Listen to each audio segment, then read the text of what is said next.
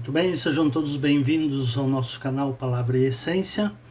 Se você não é inscrito no canal, por gentileza, se inscreva, acione o sininho para receber as notificações e compartilhe nas suas redes sociais. O nosso objetivo aqui é expor a Palavra de Deus, a Bíblia Sagrada, de modo que o ouvinte possa entendê-la e colocar em prática na sua vida.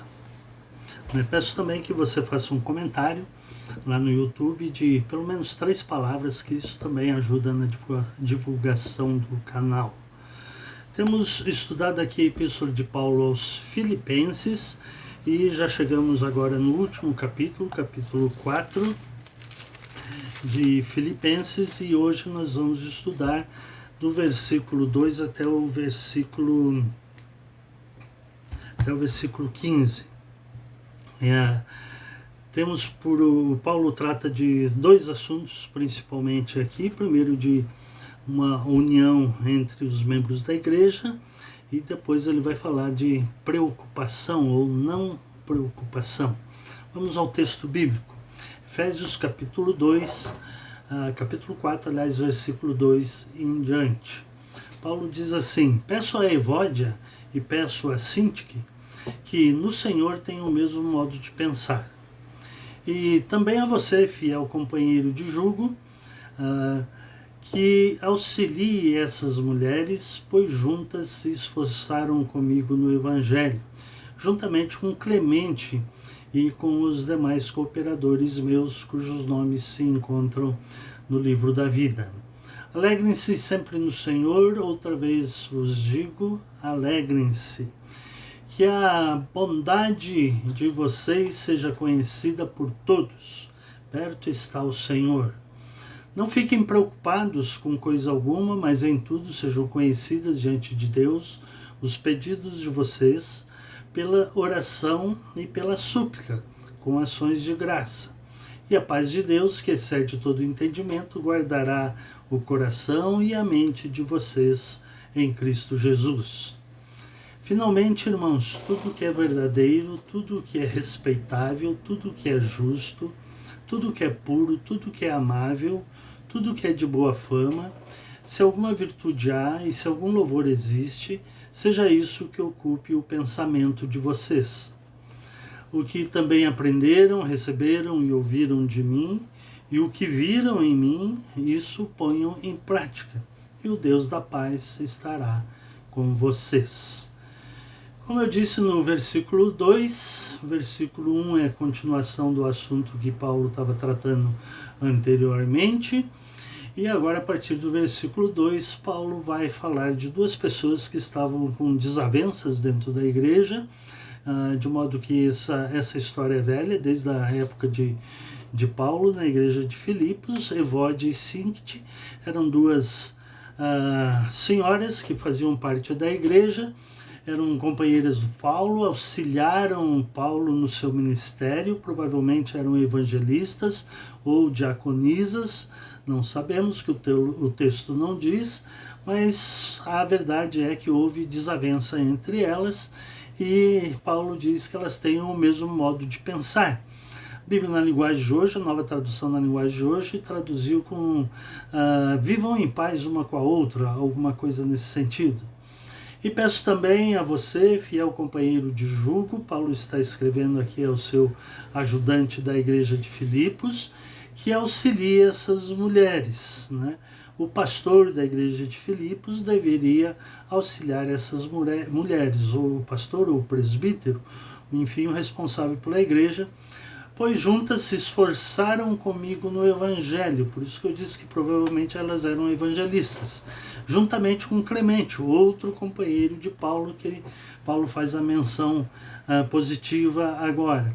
E com os demais companheiros meus, que Paulo não cita os nomes, mas ele diz que esses nomes se encontram no livro da vida. E aí a exortação que Paulo repete aqui várias vezes na carta aos Filipenses: alegrem-se sempre no Senhor, outra vez vos digo, alegrem-se. Como eu disse em outras ocasiões, esta carta foi escrita quando Paulo estava preso em Roma, e apesar da situação de Paulo, é uma epístola onde a nota dominante é a alegria. O Dr. Russell Shedd escreveu um comentário sobre Filipenses e o título do comentário dele é Alegrai-vos do Senhor. E o Paulo repete, outra vez vos digo, alegrai-vos no Senhor. No livro de Neemias nós vamos encontrar que a alegria do Senhor é a nossa força. Então essa exortação bíblica de nós, como cristãos, nos alegrarmos em Cristo, por servirmos a Cristo e pelo que Cristo representa na nossa vida, alegrar-se no Senhor. Não significa que vamos estar sempre alegres, mas de alegrar-se no Senhor. E aí o versículo 5, outro conselho, que é a moderação de vocês, ou a bondade de vocês, ou sejam amáveis com todas as pessoas, tratem todos com moderação, tratem todos com bondade, sejam amáveis com todas as pessoas, enfim, que a bondade de vocês seja conhecida por todos, pois perto está o Senhor. Né? Bondade, a palavra foi traduzida também por moderação. Moderação tem a ver com equilíbrio, nem 8 nem 80, equilíbrio. Né? E que que a moderação, aliás, a bondade de vocês sejam conhecida de todas as pessoas. O cristão é exortado na Bíblia Sagrada, né, a sempre ter esse tipo de equilíbrio, a bondade com todas as pessoas, ser moderado com todas as pessoas, no trato com todas as pessoas, mesmo aquelas que nos fazem mal. E aí, a partir do versículo 6, nós temos a repercussão do Sermão do Monte de Paulo: não fiquem preocupados com coisa alguma. Essa é uma repetição do que Paulo escreveu no capítulo 6 de Mateus, no seu Sermão do Monte, onde ele diz que nós não precisamos ficar inquietos com relação ao dia de amanhã, ou ansiosos com relação ao dia de amanhã, porque o amanhã trará os seus males, e basta cada dia o seu próprio mal. E Jesus, quando fala isso, ele nos exorta a olhar os lírios do campo e os pássaros no céu, que não ceifam, não colhem, não plantam, mas que o Pai Celeste cuida de cada um detalhe da vida deles. Né? E aqui Paulo vai dizer no versículo 6, não fiquem preocupados com coisa alguma. Né? E então, qual é o antídoto para não ficar preocupado? Nós vamos encontrar aqui, nesse texto, pelo menos 3 verbos que devem ser o antídoto para a nossa preocupação. O primeiro verbo: não fiquem preocupados com coisa alguma, mas em tudo sejam conhecidas diante de Deus os pedidos de vocês. Ou orem, né? A oração esteja sempre presente. Então o verbo seria orar corretamente. Orar corretamente. Como é que é essa oração correta? Paulo explica no versículo.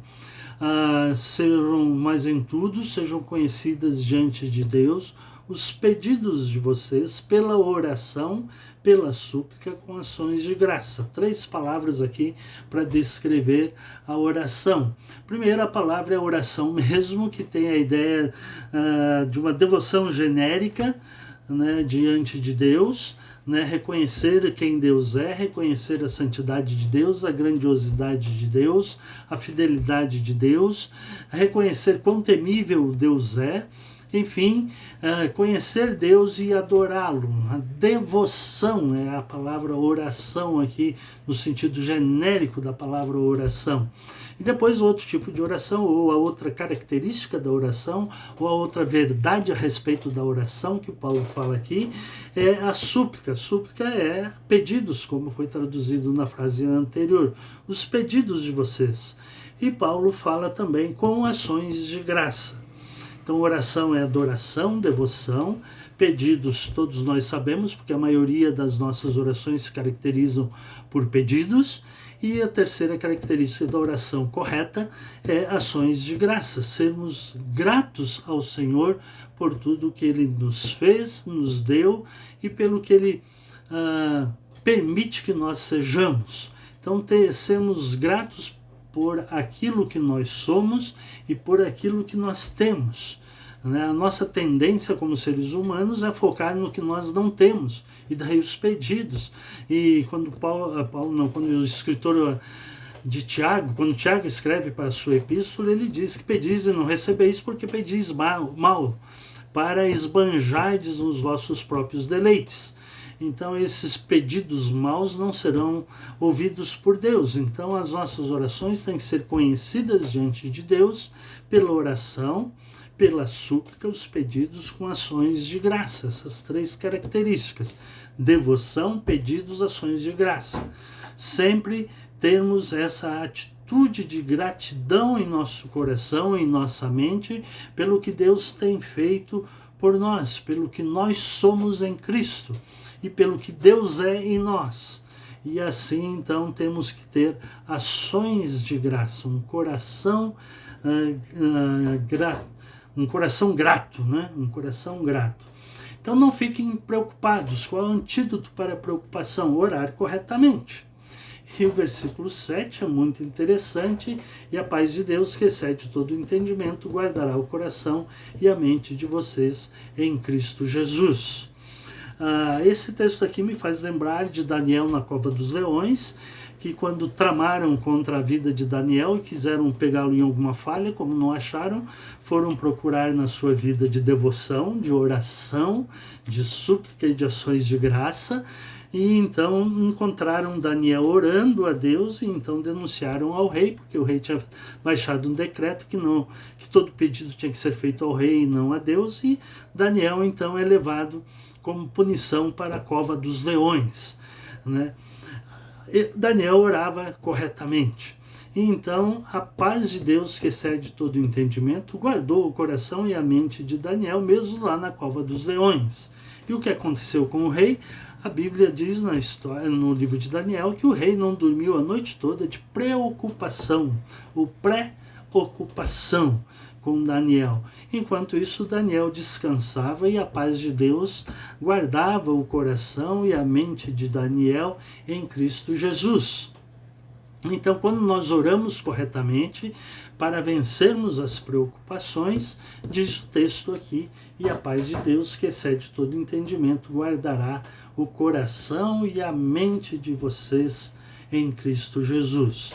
Então não fiquem preocupados. O antídoto para a preocupação: orar corretamente, que a paz de Deus, que excede todo entendimento, vai guardar o coração e a mente de vocês.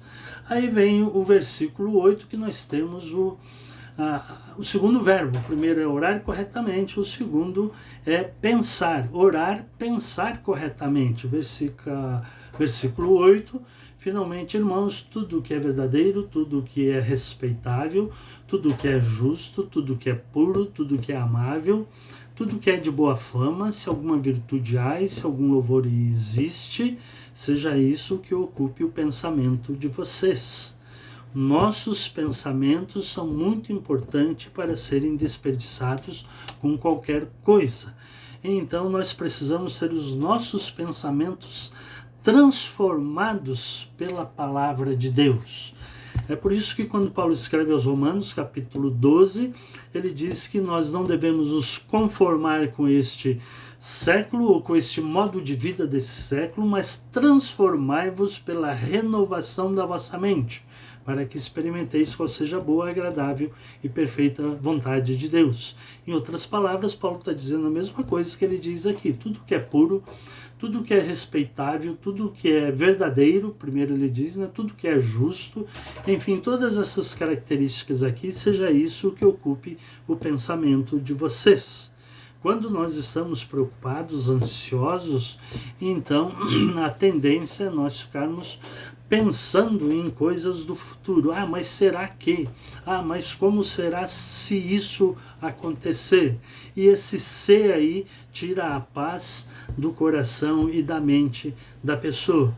Então Paulo está dizendo: orem corretamente, que a paz de Cristo guardará o coração e a mente de vocês. E a mente de vocês tem que ser ocupada com tudo que é verdadeiro, com tudo que é justo, com tudo que é respeitável, com tudo que é puro, com tudo que é amável, de boa fama, virtude, virtude, louvor, seja isso que ocupe o pensamento de vocês. Então, quer vencer a preocupação? Pré-ocupação? Então, orar corretamente, oração, súplica e ações de graça, pensar corretamente, ter a mente transformada para que, pensando corretamente, para experimentar a vontade de Deus, boa, agradável e perfeita vontade de Deus. O terceiro verbo que Paulo vai mencionar aqui é agir corretamente. Então, orar, pensar e agir.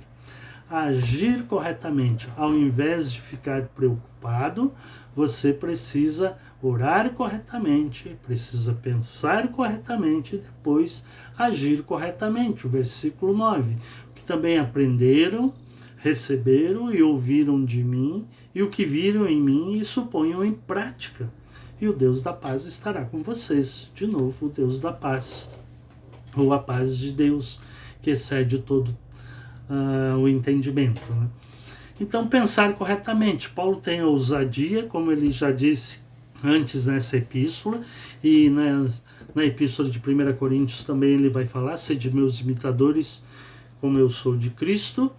Aqui ele vai dizer o que vocês aprenderam, receberam e ouviram de mim, né? E o que viram em mim, ele é o exemplo, né? Aprenderam, receberam, ouviram e viram em Paulo. 4 verbos aí que Paulo menciona para dizer: ó, eu sou um exemplo para vocês. E o que viram em mim, isso ponham em prática. E o Deus da paz estará com vocês. Ou seja, vencer a preocupação, ore corretamente, pense corretamente e agir corretamente. E daí o texto repete o final do versículo 9, e o Deus da paz será com vocês. Aí o versículo 10 ele vai dizer que ficou muito alegre no Senhor, porque agora, uma vez mais, renasceu o cuidado que vocês têm por mim.